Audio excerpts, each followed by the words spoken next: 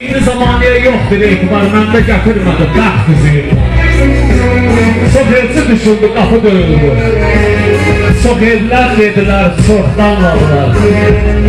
Axı gələn öz sevdiyim deyildi, məni özgəsi ilə nişanladılar. Ünvanı yanlış, adı imzasız.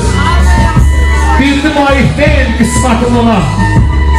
Qaşı parıltılı özü mənasız baxanda artırdı nifrətim ona. Bəlkə özü əldə çox ili yerin. Sən arzu olunmaz saadətimsən.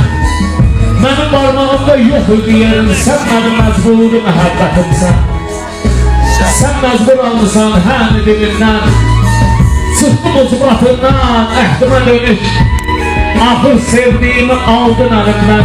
Ey talihsiz üzüş, ey bəxtsiz üzüş. Gəl kömək et, gəl kömək et çatım arzu diləyə. Mən də istəyirəm, sevəm, seviləm. Mən axı məxsusam başqa ürəyə. Sən də bilirsən ki, sənlik deyiləm.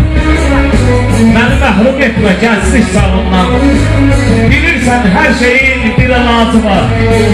Nə olar insaf et çıx barmağımdan. Bu əlin özgəyə ehtiyacı var. Bu əlin özgəyə ehtiyacı var. Buyur barmağım, buyur.